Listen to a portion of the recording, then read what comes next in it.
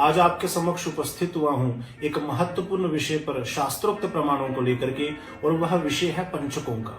आप जानते हैं इस समय कार्तिक मास चल रहा है, और कार्तिक मास में एक तो अभी सामान्य जो हमारे यहाँ पंचक 5 नक्षत्र कहे गए हैं वह पंचक होंगे, और उसके बाद भीष्म पंचक, भीष्म पंचक जिनको बोलते हैं, उनका भी प्रारंभ हो जाएगा। तो आप सबसे पहले तो यह जान लें कि पंचक इस माह में कब प्रारंभ हो रहे हैं। तो पंचकों का प्रारंभ हो रहा है 9 तारीख से। 9 तारीख को रात्रि में 11:48 पे पंचक प्रारंभ होंगे, और यह पंचक जो होंगे वो 13 तारीख को समाप्त हो जाएंगे। लेकिन जो भीष्म पंचक होंगे, भीष्म पंचकों के बारे में आपको यह पता होगा कि कार्तिक मास की शुक्ल पक्ष की एकादशी से उनका प्रारंभ करके और पूर्णिमा तक वह पंचक व्रत जो है, भीष्म पंचक व्रत जो है वो स्त्रियां करती हैं।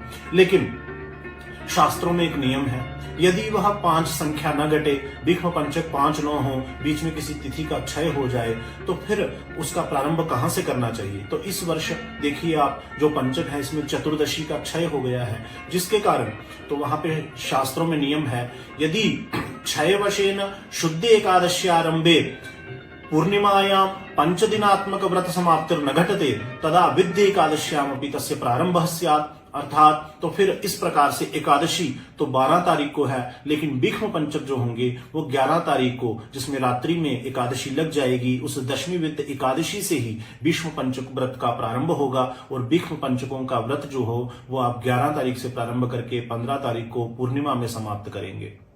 वैसे एकादशी का व्रत जो होगा स्मार्त और वैष्णवों का, वो 12 तारीख को मंगलवार को रहेगा।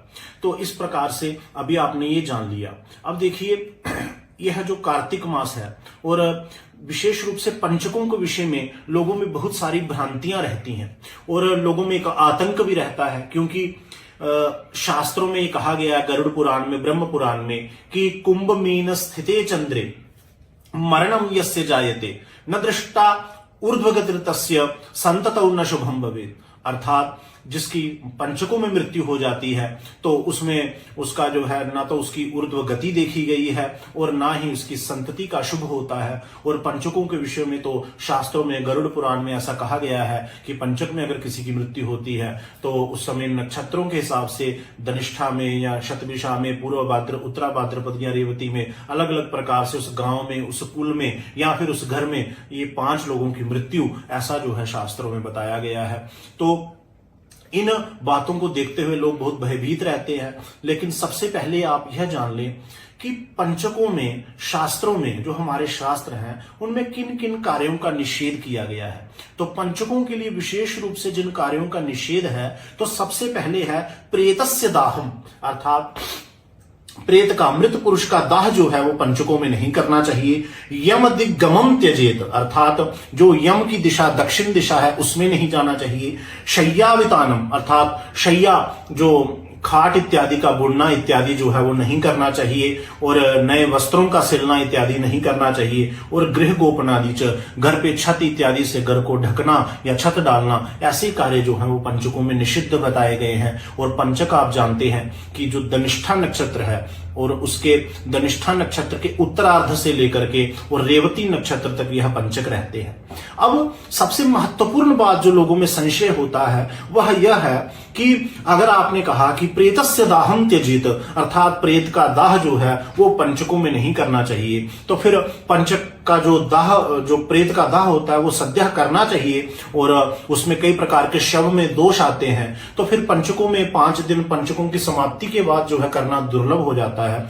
तो उसमें देखिए, अगर धनिष्ठा के उत्तरार्ध में अगर किसी की मृत्यु होती है तो शास्त्रों में कहा है दाह सद्यः एव, तो तुरंत जो है उसका दाह कर देना चाहिए। हाँ, अगर रेवती नक्षत्र जो अंतिम नक्षत्र है पंचकों का, उसमें अगर किसी का निधन होता है, मृत्यु होती है, तो आप रेवती नक्षत्र की समाप्ति के बाद, पंचक समाप्ति के बाद जो है उसका जो है वो दाह करें। और बीच में जो 3 नक्षत्र हैं, शतभिषा, पूर्व भाद्रपद, उत्तरा भाद्रपद, तो इसके लिए कहा है कि वहां पे तो शांतिम विधाय, अर्थात पंचक जो शांति होती है, अर्थात दाह, शांति पूर्वक दाहो विधेयः, ऐसा शास्त्रों में नियम है।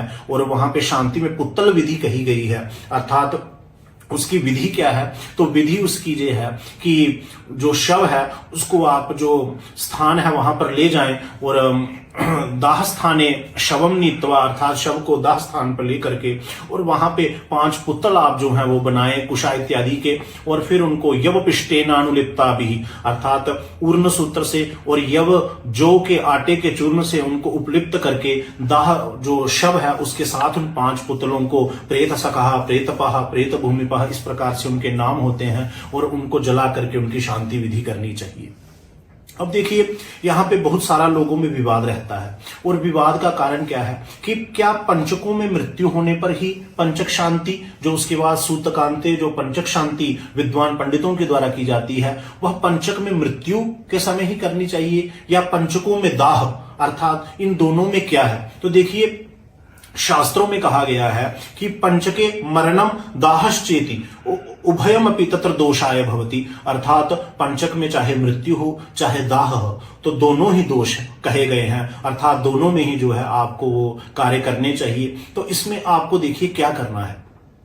पंचकों में जिस व्यक्ति की पंचक नक्षत्र में अंतिम पंचकांते मृत्यु अर्थात रेवती नक्षत्र में किसी की मृत्यु हो जाए, और दाह जो है वो नक्षत्रांतर में हो, अर्थात अश्विनी नक्षत्र में जाकर के दाह हो, तो उसमें बताया गया पुतल विधिर न भवति, अर्थात उसमें पुतले जलाने की आवश्यकता नहीं होती है। उसमें आप केवलम सूतकांते शांति ही विधेय, अर्थात जब सूतक की शांति हो जाए, अर्थात सूतकांते अर्थात सूतक की समाप्ति हो जाए, उसके बाद आप उसकी शांति करें, तो वहां पुतल विधि नहीं होती है। अगर धनिष्ठा नक्षत्र से के पूर्वार्ध में या फिर श्रवण नक्षत्र में, उससे पहले नक्षत्र में अगर किसी की मृत्यु हो जाती है तो उसमें दाह कब करें? तो उसके लिए कहा गया है कि अगर अंत्येष्टि इत्यादि क्रिया करते करते आप जो है पंचक प्रारंभ हो जाए तो उसमें पुतल विधि करनी चाहिए। और शास्त्रों में यह कहा गया है कि नक्षत्रांतर में अगर मृत्यु हो और पंचक में दाह हो तो उसमें पुत्तल विधि रेव भवति, अर्थात सिर्फ पुत्तल विधि ही करनी चाहिए। लेकिन उसके बाद विकल्प में यह भी कहा गया है सूतकांते च शांतिर विधेयः शांतिकम च, अर्थात उसके बाद आप उसकी जो है वो शांति भी करवा सकते हैं।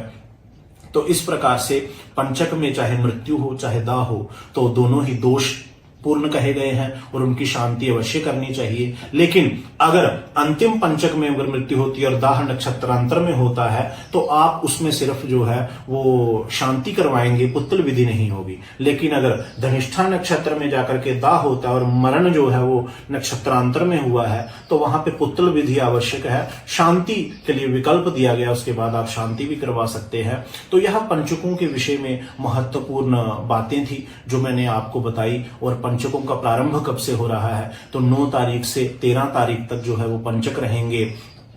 ये धनिष्ठा उत्तरार्ध से प्रारंभ होकर के 9 तारीख से 11 तारीख 13 तारीख तक, और उसके अलावा जो आपके भीष्म पंचक हैं उन पंचकों का प्रारंभ आपका जो है वो 11 तारीख से होगा और उनकी समाप्ति 15 तारीख को पूर्णिमा में होगी। इन्हीं शब्दों के साथ मैं आपको अपनी वाणी को विराम देता हूं। धन्यवाद। जय माता दी।